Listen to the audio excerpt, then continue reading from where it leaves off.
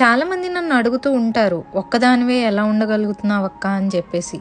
అలాంటి వాళ్ళ కోసమే ఈ వీడియో. నేను రోజు ఆఫీస్కి వెళ్ళేటప్పుడు కనీసం గంటైనా నాకు జర్నీ ఉంటుంది. ఇక్కడ ట్రైన్ సిస్టమ్ అనేది ఎలా ఉంటుందో మనందరికీ తెలిసిందే. ఎవరి పనుల్లో వాళ్ళు బిజీగా ఉంటారు. అప్పుడప్పుడు నేను కూడా ఫోన్ చూస్తూ ఉండిపోతాను. ఎప్పుడైనా నచ్చినప్పుడు, బోరింగ్గా అనిపించినప్పుడు వెంటనే సీట్లో నుంచి లేచి డోర్ దగ్గర నుంచొని వ్యూ చూసుకుంటూ ఇంత దూరం ఎలా రాగలిగానా అని చెప్పి ఆలోచిస్తూ ఉండేసరికి నా స్టేషన్ వచ్చేస్తుంది. చిన్న చిన్న విషయాల్లో ఆనందాన్ని వెతుక్కోవడం నేర్చుకున్నప్పటి నుంచి లైఫ్ అనేది చాలా హ్యాపీగా అయిపోయింది.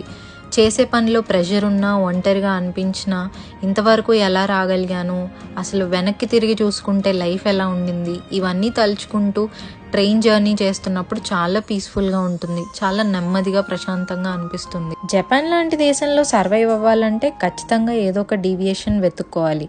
ఏ ఫ్రెండ్స్ ఎవరూ లేనప్పుడు, వేరే దేశంలో ఒంటరిగా ఉండే పరిస్థితి వచ్చినప్పుడు ట్రావెల్ చేయటం కానీ, లేదంటే నాకు నచ్చింది వీడియోస్ చేయటం కానీ, లేదా మనకు నచ్చిన ఏదో ఒక డీవియేషన్లో మనం ఉంటే కనుక డెఫినెట్లీ ఈజీగా సర్వైవ్ అవ్వగలం. అయినా నేను వీడియోస్ చేయటం మొదలుపెట్టిన దగ్గర నుంచి చాలామంది ఫ్రెండ్స్ అయ్యారు. అప్పుడప్పుడు కలవగలుగుతాను, మాట్లాడతాను. మోస్ట్లీ వర్కింగ్ డేస్లో కుదరదు, కానీ వీకెండ్స్లో కంపల్సరీ కలవడానికి ప్రయత్నిస్తాను. ఇంతేనండి, ఇలా నా లైఫ్ని నేను కంటిన్యూ చేస్తున్నాను. ఐ హోప్ మీ అందరికీ అర్థమైంది అనుకుంటున్నాను. మీకు ఈ వీడియో నచ్చితే లైక్ చేసి మరిన్ని వీడియోస్ కోసం ఫాలో అయిపోండి. Bye bye.